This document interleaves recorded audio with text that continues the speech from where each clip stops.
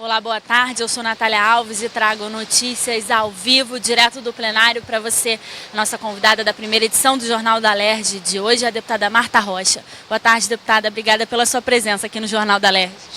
Muito obrigada por se lembrarem de mim, para a gente poder discutir esses assuntos que tramitam agora pelo Parlamento.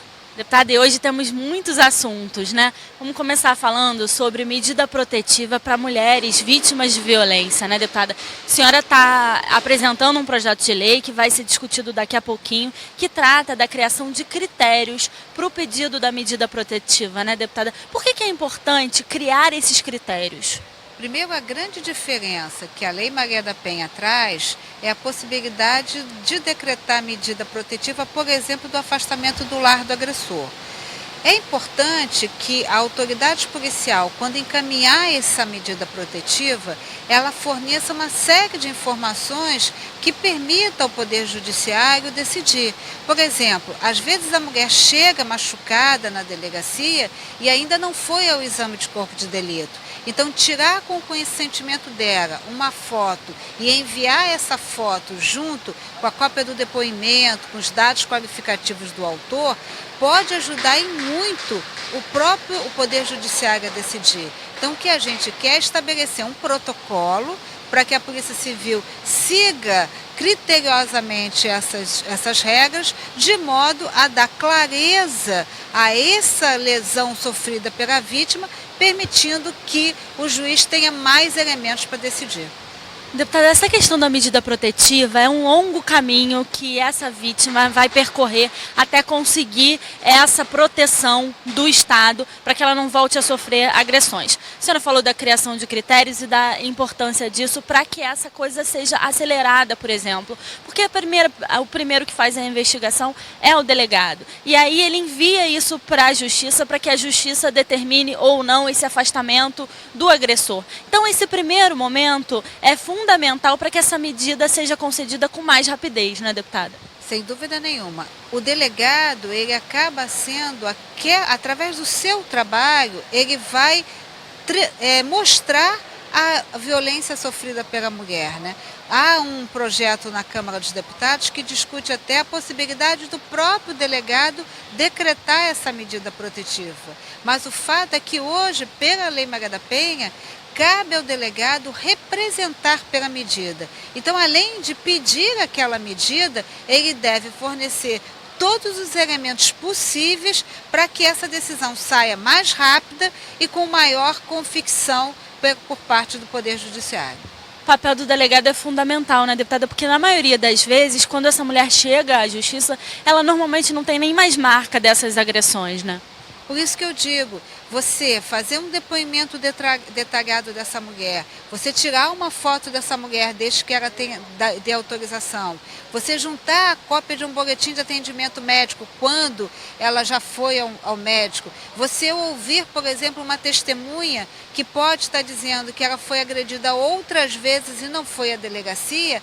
Todos esses elementos vão dar transparência e vão dar visibilidade a essa agressão. E com certeza, com todas essas providências, o Poder Judiciário vai ter mais elementos para decidir de uma forma mais rápida e mais justa. Deputada, isso pode fazer toda a diferença entre a vida e a morte, por exemplo, de uma vítima, né? Sem dúvida nenhuma. Se nós pensarmos que o Estado, nós somos 92 municípios e apenas dois abrigos, a forma de proteger essa mulher é com a decretação da medida protetiva. Então, esse bom atendimento, essa clareza das informações, esse detalhamento da violência pode ser o divisor de águas da segurança ou da vida de uma mulher. A senhora presidiu uma CPI aqui na casa que investigou exatamente a violência contra a mulher, né, deputada? Esse foi um assunto também que foi discutido durante as audiências públicas que foram realizadas? Sobre medida protetiva, nós temos duas questões que se destacaram. A primeira, que o delegado de polícia receba pelo menos a notificação da medida que foi concedida. Por quê? O não cumprimento da medida, por exemplo, o autor que não se afasta de casa ou que é afastado pelo Poder Judiciário e retorna sem consentimento, isso é passível de prisão preventiva. E se a mulher não for à delegacia contar para o delegado não tem como saber disso. A outra questão é a Patrulha Maria da Penha, que vai fazer exatamente, seja pela Polícia Militar ou pela Guarda Municipal, o monitoramento dessas residências nas quais as mulheres estão e receberam a medida protetiva. Então, fazer um patrulhamento por essas residências, no sentido de verificar se elas continuam em segurança, também pode ser fundamental para a manutenção da vida dessa mulher. Deputada, além desse projeto da questão de estabelecer critérios para o pedido da medida protetiva, a senhora também assina, junto com a bancada feminina da casa, uma outra proposta que pretende dar visibilidade às campanhas para controle e combate a epidemias e doenças que acometem a população, né, deputada? Eu acho que a bancada das mulheres, que tem sempre um olhar suprapartidário, ela se reuniu em vários momentos importantes da história do Estado do Rio de Janeiro. Nós estivemos juntas no Outubro Rosa, estivemos juntas, né, na questão da Zika, e na questão da microcefalia, aqui na frente parlamentar, para combater e enfrentar o câncer. Então, eu acho que as mulheres sabem fazer isso. Elas entendem que o fortalecimento da cidadania feminina é mais importante que as nossas convicções partidárias. Então, é muito bom que esses projetos que interessam às mulheres como um todo são sempre assinados por todas as mulheres que integram o grupo de 9 mulheres desse parlamento. É importante, né, deputada, fundamental também para a sociedade como um todo, essa questão da publicidade das campanhas e do combate. Como a senhora disse, enfrentamos recentemente a Zika e a microcefalia. Então, essas campanhas que são organizadas de tempos em tempos para combater essas endemias, é fundamental que tenha publicidade do Estado para garantir que a população vai estar consciente do que está acontecendo, né? Esse é o bom uso da publicidade por parte do Estado.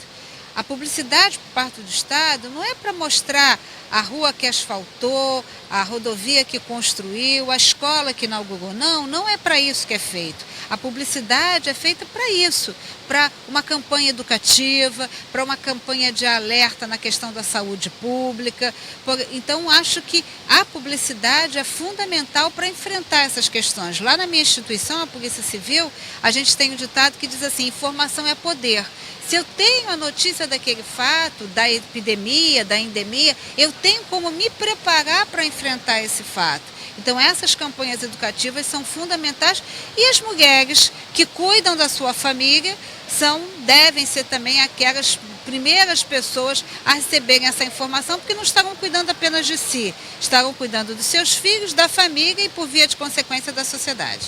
Esses dois projetos, o que é assinado pela deputada Marta Rocha e pela bancada feminina, estão em primeira discussão. Se forem aprovados hoje, ainda precisam retornar ao plenário para mais uma votação. Deputada, além desses dois projetos que estão na pauta de hoje, na semana passada começou a ser discutido aqui na LERJ uma mensagem do governo que estende o período da calamidade pública do Estado até 2018. A senhora conseguiu incluir duas emendas importantes que vão garantir a contratação, né, por meio de concurso público, dos aprovados no concurso público, para a Polícia Civil e para a Polícia Militar, né, deputada? Eu acho que é fato que a segurança pública também passa por uma crise. Nós não estamos apenas vivendo a crise financeira, que foi objeto desse projeto da calamidade. Nós também estamos vivendo uma crise na segurança pública. O governo Pezão, depois de 2014, fez um concurso para a Polícia Militar em que já estão aprovados e prontos para serem chamados para o curso de formação 4.000 policiais militares. Esses policiais serão necessários para recompor o efetivo dos policiais militares, sobretudo nos batalhões. No mesmo sentido, os papiloscopistas e oficiais de cartório da Polícia Civil.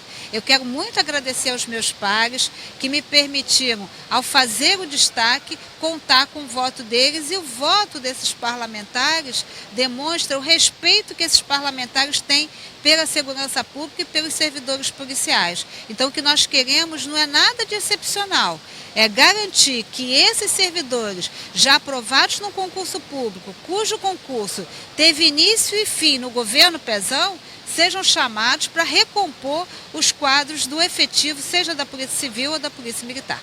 Deputada, essa é uma luta bastante antiga aqui na casa. A senhora participou de diversas reuniões na liderança do governo, na presidência da casa, nas salas de comissão, para conseguir que esses agentes sejam contratados, né, deputada?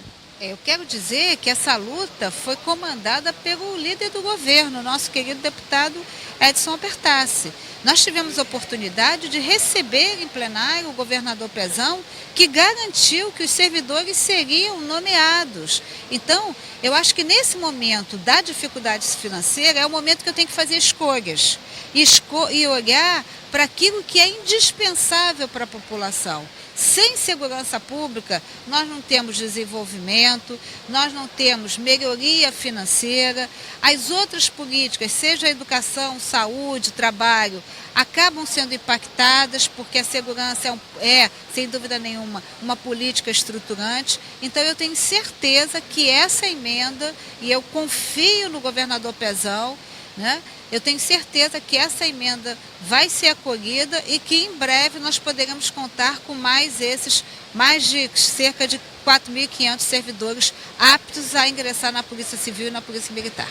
Deputada, tivemos bastante assuntos hoje, né? Falamos sobre violência contra a mulher, também sobre questões de saúde que atingem toda a população e principalmente essa vitória que é a contratação dos servidores da área da segurança pública. Muito obrigada mais uma vez pela participação da senhora aqui no Jornal da Alerj.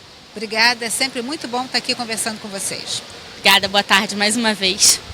Esse projeto da calamidade pública começou a ser discutido, como eu disse, na última terça-feira. Os parlamentares apresentaram emendas para serem votadas de forma separada do projeto de lei e foi interrompida durante esse processo da votação das emendas por falta de quórum. E daqui a pouquinho vai ser retomada a votação desses destaques às emendas apresentadas pelos parlamentares. Além dessa mensagem do governo e dos projetos da deputada Marta Rocha, também está na pauta um projeto do deputado Nivaldo Mulim, que pretende que os hospitais comuniquem à delegacia sobre os casos de violência contra a mulher, idosos e crianças. Essa proposta está em primeira discussão e, se for aprovada hoje, ainda precisa retornar ao plenário para mais uma votação. Você acompanha ao vivo aqui pela TV Alerj, a partir das 3 da tarde, a votação desses e de outros projetos. Tudo que foi notícia no Parlamento Fluminense, você pode assistir na segunda edição do Jornal da Alerj, que começa às 9h30 da noite. E amanhã, a partir das 2h40 da tarde, eu estou de volta com os projetos da Ordem do Dia. TV Alerj, o canal do povo fluminense. Até a próxima!